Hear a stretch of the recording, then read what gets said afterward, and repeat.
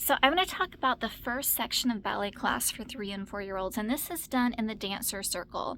So you want to be sure that you have enough spots on the floor, taped out on the floor, so that all the dancers and the ballet teacher can have their own spot, and you want the circle to be pretty large because they're going to need to move their arms, and we're going to move around the circle as well. The dancer circle is so important in 3 and 4-year-old ballet classes. It really serves as a classroom management tool. I mean, anyone who's taught that age ballet knows that it's so hard to keep them under control. This is the hardest thing. They just start like rolling around like marbles, and it's just, they seem uncontainable.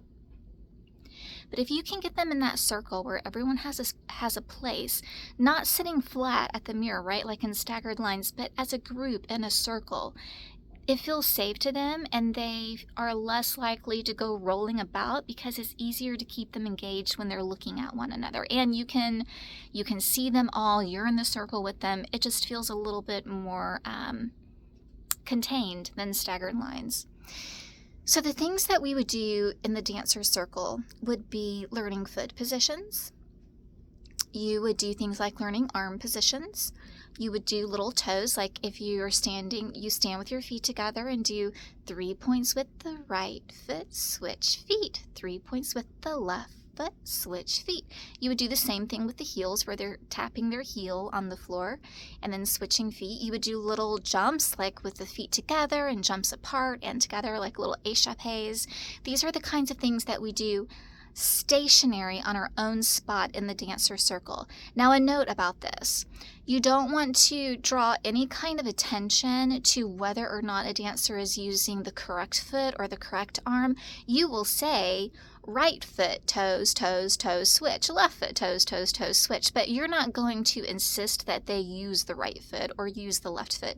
It would be impossible to insist upon that anyway, because obviously when we're in a circle, the kids opposite you, they're just going to mirror you, right?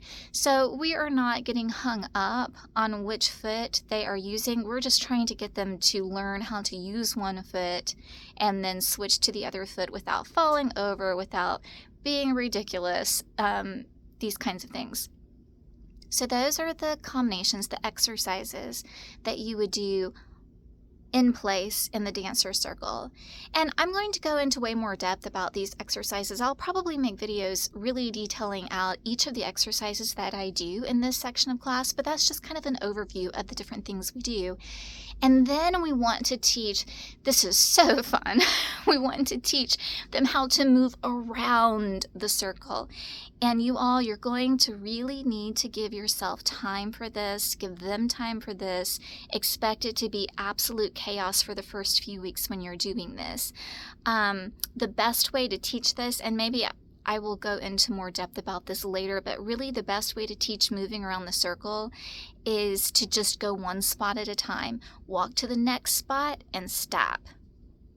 Walk to the next spot and stop. And you can make it a game, like maybe you're a little birdie flying to the next tree and you stop and you eat a little worm.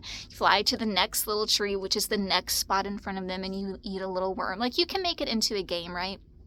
The point is to get them to move to the next spot in front of them and stop on it.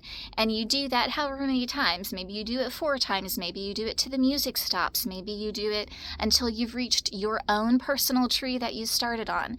Once that is in place, which is going to take some time, once that is in place, you then move on to just walking, not running, okay? Walking nonstop around the circle. So now we're not stopping at the trees, we are flying past the trees. Although I don't know that you would use flying for this, because flying is going to make them think about running and soaring, and we want it to move pretty slowly so that they can really feel that they're passing one spot before they're going on to the next. I sometimes use the picture of where's the dancer circle is a big ice cream bowl, and there's all this ice cream in the middle, and we don't want to fall in the ice cream. We want to walk around the bowl of the ice cream. Like, you get the idea, right? You just want to create this picture that we're all in a circle and we're moving around that circle together. The point, of course, is to try to keep them from getting too close to one another and making these huge gaps in the circle. The other point is to keep them on the edge of the circle and not going outside of the circle or falling into the bowl of ice cream.